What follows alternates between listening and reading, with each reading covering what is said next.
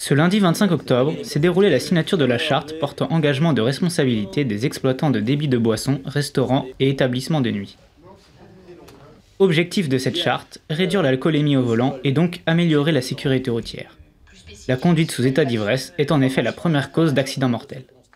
Conclu notamment entre le préfet de Seine-et-Marne, le président du Conseil général et le président général du groupement des professionnels de l'industrie hôtelière, le texte prévoit de nouvelles clauses concernant la réglementation des établissements de nuit. On travaille sur ce qu'on appelle la dernière heure et demie. Vous savez que là-dessus, il y a eu quelques modifications réglementaires, puisque au cours de la dernière heure et demie avant la fermeture, c'est une contrepartie de fermeture plus tardive, les exploitants doivent s'engager à ne pas servir d'alcool, bien sûr, mais à servir des jus de fruits, à prévenir, à amener tranquillement vers la sortie, les lumières s'allument progressivement, etc. Il y a toute une mise en condition pour qu'on puisse sortir de l'établissement de nuit en bon état. Autre article de cette charte, la promotion d'une consommation d'alcool maîtrisée, l'interdiction des sorties non définitives, mais aussi la formation des exploitants.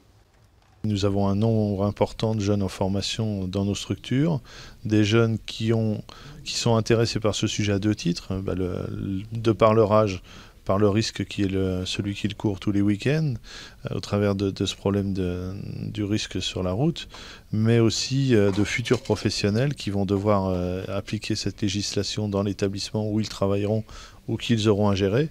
Et à ce titre, il nous paraissait judicieux de les avertir d'ores et déjà des contraintes de la législation. Cette charte est donc une évolution du texte signé en septembre 2006. Et cette évolution n'est qu'un début. C'est une avancée importante pour nous. Il y a encore des choses à faire, notamment, je parlais tout à l'heure des taxis.